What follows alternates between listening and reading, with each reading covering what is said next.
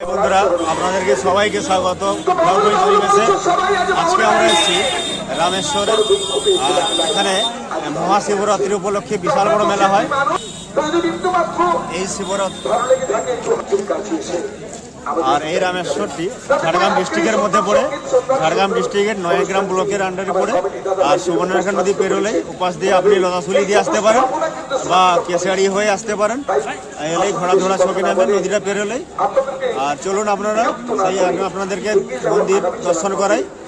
আপনারা সবাই জানেন রামেশ্বর মন্দির একটা বিশ্বস্ত আমাদের সবারই একটা হিন্দুত্বের একটা প্রতীক। তো চলুন সেই শিবরাত্রি উপলক্ষে সেই রামেশ্বর মন্দির আপনাদের দর্শন করাবো। তো চলুন আসবো। আমরা মন্দিরের দিকে এগোচ্ছি। রাস্তায় দুই পাশে দেখতে পাচ্ছেন পুরো দোকানে ভর্তি।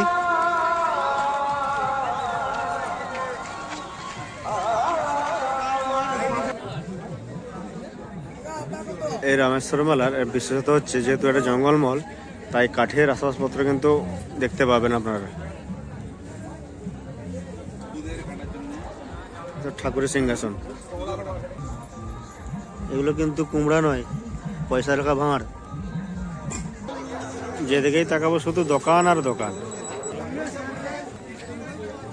আপনারা যখন রামেশ্বর মন্দির আসবেন এখানে কিন্তু লজের মানে রুম ভাড়া পাওয়া যায়। প্রচুর দোকান আছে এখানে দূর দূরান্ত থেকে, কলকাতা, খড়গপুর, মেদিনীপুর, ঝাড়গ্রাম থেকে এখানে প্রচুর লোক আছে এবং দোকানদারও প্রচুর আছে। এখানে এরকম বেতের বাটি এবং ঝামা বলা হয় পাওয়া যায়, কিন্তু যেহেতু এটা জঙ্গলমহল এলাকা তাই এগুলো পাওয়া যায়। খুব সুন্দরভাবে বানানো হয়েছে দেখুন গাইস।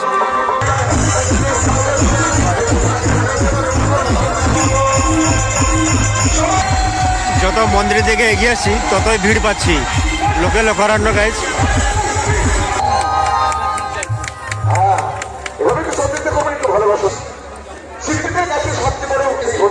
গাইস একবার ভিড়টা দেখুন। সবাই কিন্তু প্রচুর মানে দূর দূরান্ত গ্রাম থেকে বাইরে থেকে সবাই আসেন এই প্রদীপ জ্বালতে। আর লাখো লাখো পুণ্যার্থীরা আছে এখানে এই প্রদীপ উজ্জ্বলন করেন। আর সামনে অনুষ্ঠান হচ্ছে, প্রচুর শরণার্থী এসেছেন আর এই প্রদীপ জ্বালান। এবং অনেকের মানসিক থাকে, কামনা থাকে, বা অনেকের প্রচুর ভিড় দেখতেই পাচ্ছেন। রাস্তার এরকম দুই পাশে এরকম বসে যান, কারণ জায়গা এখানে এতটাই শর্টেজ। আর লাখো লাখো মানুষ যখন প্রদীপ জ্বালান তখন তো জায়গা শর্টেজ হবেই। আর এই হচ্ছে সেই রামেশ্বর মন্দির, রামেশ্বর ধাম। এ পাশটাও প্রচুর ভিড়।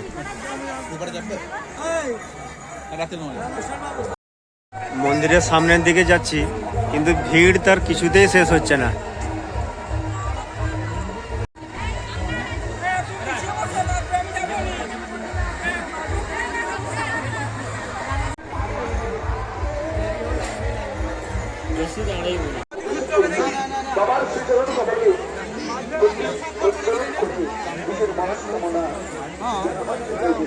সব ভক্তগণ জল এনে বাবার মাথায় ঢালবেন, কিন্তু প্রচুর ভিড়। আস্তে আস্তে পুলিশ প্রশাসন আস্তে আস্তে ছাড়ছে, দেখতেই পাচ্ছেন লাইন দিয়ে দাঁড়িয়ে আছেন। আর সেই বিখ্যাত রামেশ্বর মন্দিরে আমরা এখন আছি। বাবার মাথায় জল ঢালার জন্য সবাই কিন্তু লাইন দিয়ে রয়েছেন।